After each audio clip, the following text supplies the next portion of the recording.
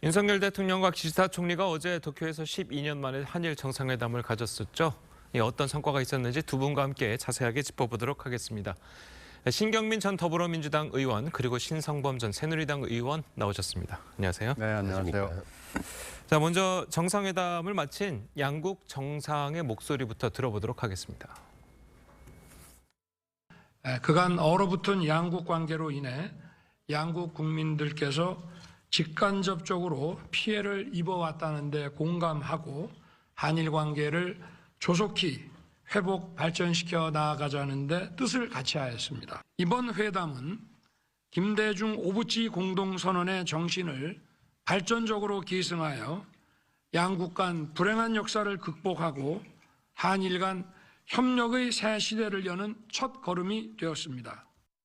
今般のユン大統領の訪日は日韓関係の正常化にとって大きな一歩となる訪日となりました。日韓関係の新たな章を開く、そのために今回ユン大統領との首脳会談において両国の首脳が形式にとらわれず頻繁に訪問するシャトル外交を再開させることで一致をいたしました。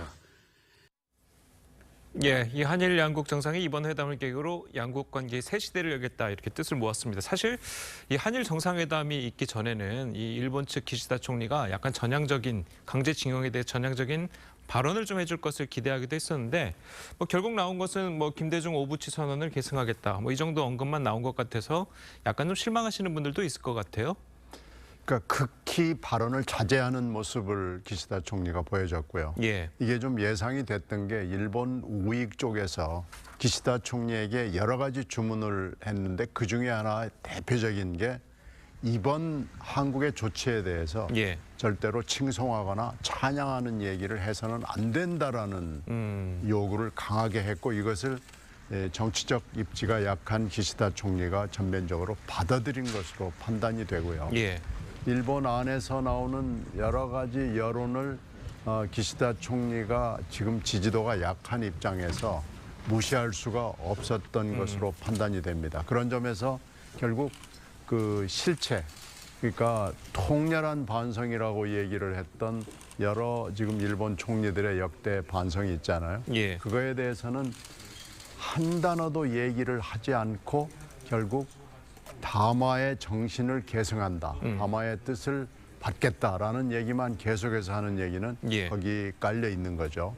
그런 점에서 봤을 때 역시 그 일본의 극보수화, 일본의 그 우익화 이런 점에서 일본의 정치인 특히 입지가 약한 기시다 총리 같은 사람들의 정치인들은 벗어나기가 매우 어렵고 예. 한일 관계의 어떤 한계가 여기에서 드러난 게 아닌가 판단됩니다. 예, 알겠습니다.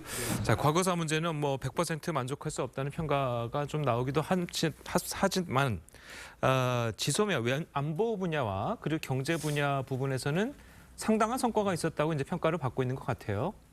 우선 어제 윤석열 대통령이 일본을 향하는 그 앞에 북한이 대륙간 탄도미사일 쏘았으니까 안보 예. 문제에 관한 한 두 정상이 언급했지만 함께 할 수밖에 없다. 따라서 지소미아 군사정보 보호협정 완전히 정상화된 거로 봐야 되는 거고 결국은 오히려 제 눈에 띄는 대목은 이 경제 보복, 일본이 내렸던 경제 보복 조치 그러니까 반도체와 디스플레이를 만드는데 핵심적인 소재 세 가지를 한국에 수출할 때 규제를 했단 말이에요. 그러니까. 그 부분을 푼다는 거다. 대신 우리는 일본을 WTO에 제소했던 것을 처리한다. 예. 이게 돼 있는 거고 또 하나는 화이트리스트 문제인데 우리 정부에 우리에게 줬던 수출 우대 조치 그러니까 그렇죠. 절차를 간소화하는 절차를 배제해서 이걸 이제 원상회복 시킨다. 이건 좀 시간은 걸리겠지만 그런 의미에서 보면 어떻게 보면 과거사 문제는 어떻게 보면 있는 그대로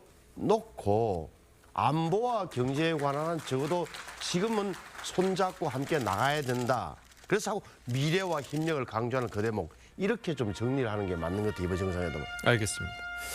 자, 그리고 조금 전에도 이제 언급을 했습니다만 사실 우리 정부가 제시했던 강제징용 해법안에 대해서 일본이 어떤 호응 조치에 나섰을지도 주목이 됐었죠. 이 관련 질문에 대한 기시다 총리의 답변을 한번 들어보도록 하겠습니다. 한국의 노력에 비해 일본 측의 호응 조치가 부족하다는 한국 내 여론이 많습니다.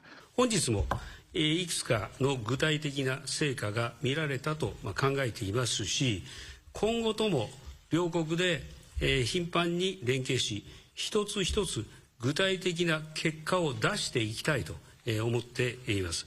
今後私自身もユン大統領との間において個人的なこの信頼関係を確認をし、緊密に意思疎通を図っていきたいと思います。 자, 질문에 대한 답변을 살짝 윤 대통령과의 신뢰 문제로 돌려서 대답을 하기도 했는데 기시다 총리의 저런 답변은 곧 있을 선거에도 굉장히 영향을 미칠 수 있기 때문에 좀 그랬던 거겠죠? 역시 예상했던 거예요. 예. 즉답은 피하되 특별하게 한국의 조치에 대해서 칭송도 찬양도 하지 않고 그냥 넘어가는. 예. 그러니까 그 태도를 처음부터 끝까지 계속 기시다 총리가 유지하고 있는 아주 대표적인 답변이라고 생각이 됩니다. 그러니까 이해는 돼요. 그러나 납득은 되지 않는데 이 긴 회담과 이 짧은 회견이었습니다만은 이 회견을 통해서 한 번 정도는 좀 평가를 해주는 얘기를 해줬으면 하는 것이 우리의 바람이었고 그렇죠. 우리 국민들도 그 정도는 좀 할 수 있는 거 아닌가라고 생각을 했죠. 그러나 어저께 그 하루 종일 보여준 태도는 보면 역시 기시다 총리가 그 우익의 경고에 철저하게 순응을 하고 순종을 하는 모습을 보였다라는 점에서 좀 약간 우리 국민으로서는 섭섭한 대목이 있었습니다. 예. 자, 그래도 일각에서는 일본의 선거를 의식할 수밖에 없었고 또 일본의 전형적인 이제 화법 때문에 저렇게 대답할 수밖에 없었을 것이다라고 이야기하는 분들도 있고 그래도 이제 셔틀 외교가 이제 복원이 되는 등 외교 분야에서도 상당히 복원이 이렇기 때문에 그런 것은 좀 평가를 해줘야 된다. 이렇게 이야기를 하거든요. 과거사 문제에 관한 어떻게 이해를 해야 될까요? 제 느낌은 두 정상이 이야기하는 1998년 김대중 오부치 선언을 개성한다는 대목 속에 예. 오부치 선언으로 다시 돌아가 보면 당시에 보면은 그 통절한 반성과 과거 식민 지배에 대한 오부치가 이야기를 했어요. 예. 통절한 반성과 마음에서의 사죄라는 표현이 나오는 거예요. 그 대목을. 그렇죠.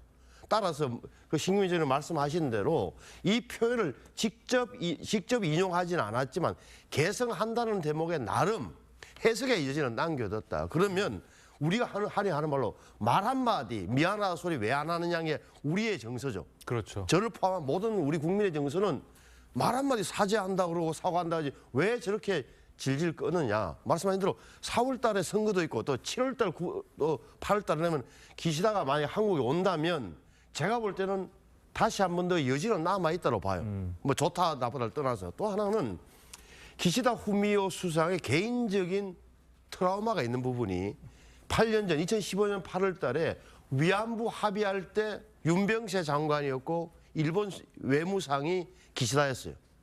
기억하시겠습니다만 그때 일본 정부 예산으로 10억엔 출연해서 만들었고 불가역적이고 완전하게 해결한다는 걸 확인한다고 했는데 한국에서 해결이 안 됐단 말이에요. 그러니까 여기에 대한 과거 트라우마가 있는 사람이다, 기시다가. 따라서는 7월 내지 9월 달이고 한국에 왔을 때 다시 한 번 더 4월에 선거에서 부담도 드러난 그 상황에서 기시다의 어떤 한국에서의 발언이 오히려 좀 주목된다. 적어도 윤석열 기시다의 도쿄 선언은 성명은 없지만 서울 선언은 가능한 건 아니야. 저는 그렇게 개인적으로 보고 있습니다. 알겠습니다. 자, 그리고 이번 한일 정상회담 성과를 놓고 우리 여야의 평가는 극명하게 엇갈렸습니다. 어떤 이야기들이 나왔는지 직접 들어보겠습니다. 얼어붙었던 한일 관계의 봄이 찾아왔습니다. 윤석열 대통령의 결단으로 한일 공동 번영의 새 시대가 열린 것입니다. 이제 겨우 첫걸음을 뗐습니다. 한국과 일본은 함께 미래로 가겠습니다. 굴종 외교로 점철된 한일 정상회담은 국민께 수치심만 안겼습니다. 또 한 번의 외교 참사입니다. 무엇이 그렇게 급해서 국민의 자존심과 국익을 팔아치운 것입니까? 일본의 사과와 반성, 배상 없는 미래지향적 한일 관계는 기만입니다. 예, 이 민주당은 어제에 이어서 오늘도 이제 광화문에서 시위를 나설 예정인데요. 일각에서 나오는 얘기가 지금 뭐 민주당 내에서 당 쪽에서 좀 시끄럽지 않습니까? 이것을 돌파하기 위해서 이 반일 정서를 이용한다. 자, 이런 비판들이 나오거든요. 글쎄 지금 민주당은 뭐든지 움직이기만 하면은 기승전, 이재명, 서버블리스크로 이렇게 가는 거죠. 예.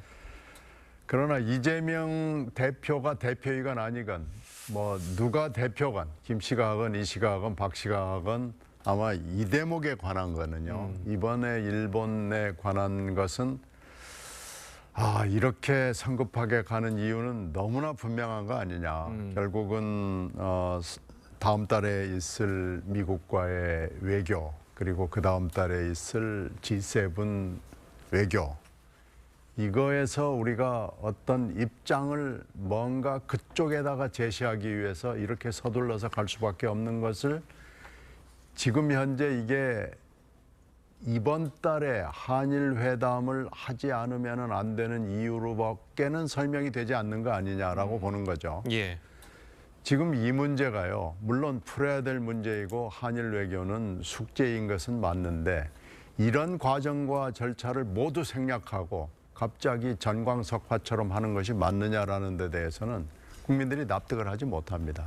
결국은 4월과 5월의 외교 시리즈, 외교 행사에 어떤 압박을 받은 나머지 이렇게 할 수밖에 없는 거 아닌가라고 생각이 됩니다. 따라서 이건 이재명 대표가 있느냐 없느냐, 이재명 대표가 현재 대표를 하고 있느냐 아니냐 이런 문제는 아닌 것 같습니다.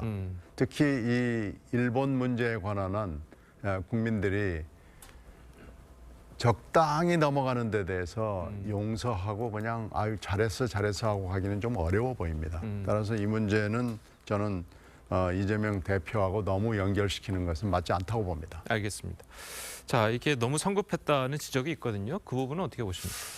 그러면 이 야당이 이야기하는 굴욕 외교, 뭐 더 나가서 매국 외교, 이완용 이야기까지 나오던데 그러면 대안이 뭐냐고요. 그러니까 지금 어제 정상회담이 정확히 말하면 8년 만에 열린 겁니다. 박근혜, 아베, 신조 후에.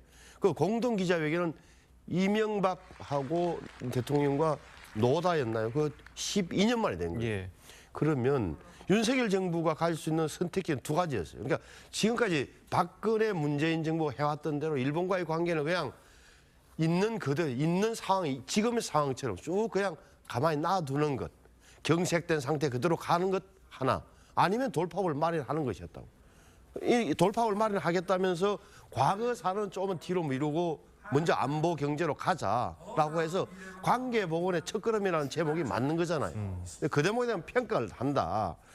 그래서 제가 뒤에는 또 미국의 종용 내지는 요청 내지는 뭐 배후가 있는 거예요. 미국이라는 나라가 있는 거 아닙니까? 그거 다 아는 사실이라면. 따라서 제가 보기에는 어떤 선택지를 했든 간에 판단은 국민이 하겠지만 적어도 야당의 주장대로 뭐 그런 감정과 정서적인 측면에서 받아들이기 힘든 측면이 분명히 있어요. 그러면 이대로 계속 지금처럼 이전처럼 쭉 계속 한일 관계를 가져가는 게 맞느냐는 질문에 뭐 어떤 해법이 있겠느냐. 그러면 일본의 태도 변화가 있기 전까지는 우리도 한 발락도 움직여서는 안 된다는 거냐. 아니 일본의 우리 한일 관계에서는 일본에만 좋은 거냐. 아니면 양쪽에 도움이 되는 거예요. 앞으로 뭐 모든 문제 있어. 이런 대목은 생각해야 된다. 야당의 주장이 지금은 국민의 정서와 부합할지 몰라도 국익이라는 관점에서 보자면 좀 더 길게 봐줄 필요가 있다고 저는 봐요. 자, 그래서 이 야당에서는 또 탄핵 이야기도 나왔습니다. 근데 이게 과연 이게 대통령 탄핵까지 언급할 문제냐? 자, 이런 비판이 있을 수 있거든요. 글쎄요, 뭐 탄핵 얘기는 일부에서 하는 얘기이기 때문에 예. 그건 또 좀 들여다봐야 되고요. 예. 탄핵을 지금 얘기하는 것은 좀 성급해 보여요. 그러나 그 정도로 국민 감정이 올라와 있다. 그 정도까지 얘기하는 사람들이 일부에 있다는 것은 분명히 윤석열 정부가 이해를 해야 되고요. 과정과 절차가 지금 모든 것이 생략이 되어 있습니다.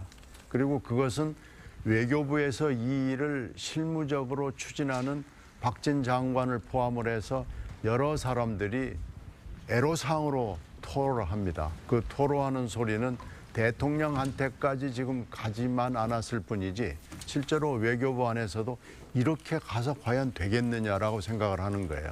그러니까 4월, 5월 이 외교 일정을 놓고 시한을 딱 정해놓고 할 수 있는 일이 아닙니다. 그러니까 해결하는 건 좋아요. 해야 됩니다.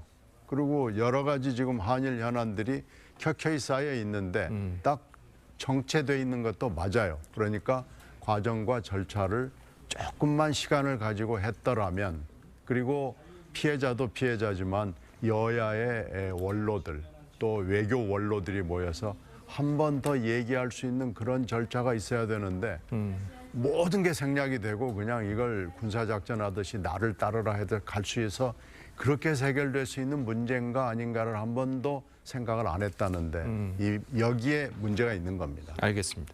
자, 그래도 이제 되돌이켜 보면 예전에 뭐 김대중 대통령 때의 김대중 오부치 선언 때도 그랬고 노무현 전 대통령 때 그 강제징용 관련해서 이제 그 해법을 좀 나왔었잖아요.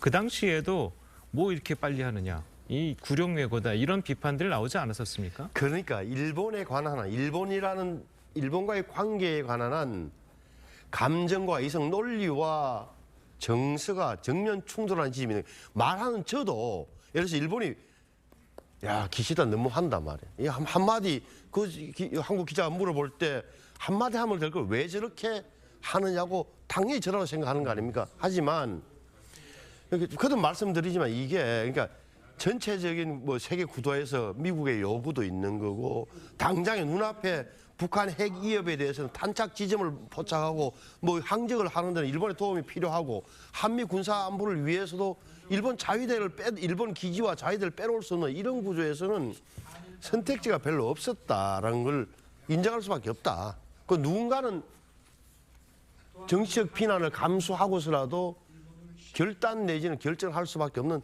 대목이 있다. 근데 여기에 대한 평가는 당장은 제가 보기에는 뭐 대통령도 알고 손해를 본단 말이에요. 국내 정치로 큰 손해지만 적어도 한 내년쯤 되면 뭔가 가시적으로 경제 협력의 성과, 안보 협력의 무엇, 그리고 일본 한미와 관계의 공고화 이렇게 되면 저는 또 달라지는 일이 생긴다. 그래서 기시다가 다시 한번 한국에 와서 하는 발언까지 좀 보고 판단해야 된다고 생각해요. 알겠습니다. 자, 오늘 두 분 말씀 여기까지 듣겠습니다. 잘 들었습니다. 네, 고맙습니다. 고맙습니다.